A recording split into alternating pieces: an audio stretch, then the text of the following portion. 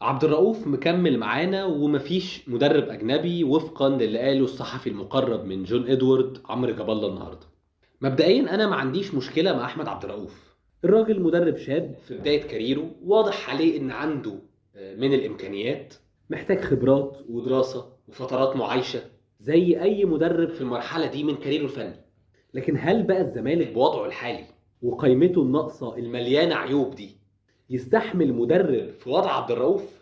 ولا الطبيعي ان في امس الحاجه لمدرب عنده خبرات وجوده فنيه يعوض النواقص اللي عندي ويوصلني لبر الامان لحين ما مشاكلي تتحل، دي لو اتحلت اصلا يعني. ولينا في تجربه فريرة التانية خير مثال على ده. طيب حصل اللي حصل وعبد الرؤوف هيكمل. هل بقى هتعمل اي حاجه صح وهتساعده انه ينجح؟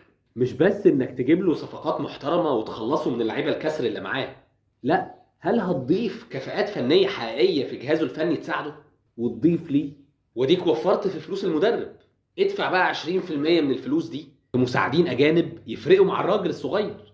مدرب عام، مدرب احمال، فريق تحليل فني، مدرب كرات ثابته وغيره.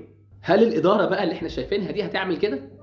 هل هتساعده في تطوير نفسه بفترات معايشة، بورش عمل، بلقاءات مع مدربين كبار، سواء بقى في فترات الأجازة أو أونلاين في فترة التدريب؟ ولا هتسيبه لنفسه كده؟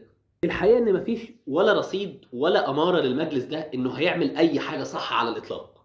ولو في حاجة حصلت صح تأكد إنها بالصدفة. وللأسف جون إدوارد نفسه مش بس بيفشل تجربته، لكنه بيعرض فكرة وجود مدير رياضي في الأصل في الزمالك للفشل والنهاية من قبل حتى ما تلحق تبدأ. والملخص إن من الواضح يعني إننا هنفضل نهاتي وندن في مالطا.